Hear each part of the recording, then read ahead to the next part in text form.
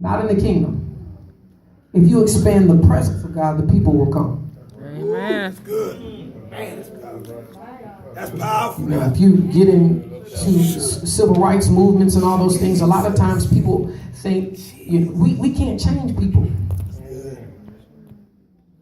You have to change systems.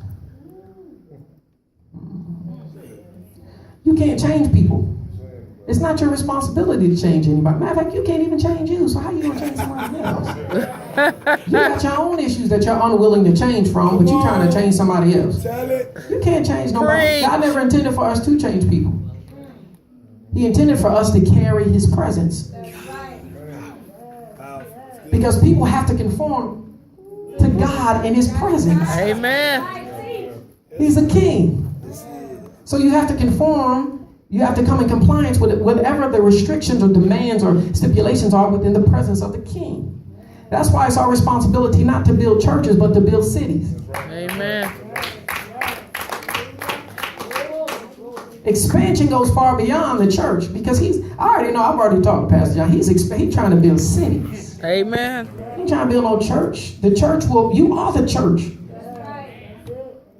You are the church. So when he's building you up to be the church out in the world.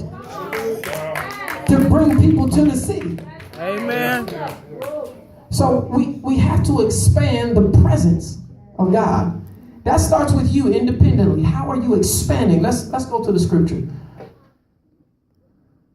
So it says, then Moses said to God, indeed, when I come to the children of Israel and I say to them, watch this, the God of your fathers has sent me to you, and they say to me. Now this is what he said. He says, when I say to them and they say to me.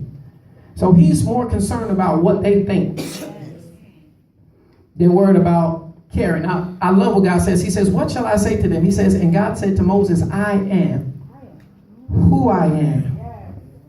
Now they call that all kind of stuff in theology, theological seminary. You go all that kind of stuff, tetragrammaton, and they say, you know, this is that, and because you couldn't say his name back then, Yahweh and all that kind of stuff. They didn't really know how to pronunciate his name, so they put I am who I am. In other words, whatever they needed me to be, I've already been it. Whatever you need, all they need to do in order for them to find out who I am, they need to get in my presence. Wow, that's good. In order for people to find out who you see, you can't convince God about the reality of the God you say you serve.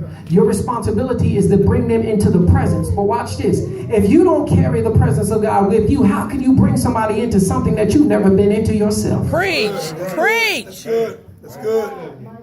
How can you do it? You got to carry the presence of God with you. Hallelujah. So that you can bring people into what you've already come into. They do it in worship. In worship, the worship leader has to have already been in the presence of God. Or else they can't bring you into a place where they've never been. Hallelujah. Preach. That's real. We can't get there together. I have to already have been there in order to bring you into it. So we have to expand in his presence. So that starts with you. How wide can God stretch you? Watch this. How wide can God stretch himself in you?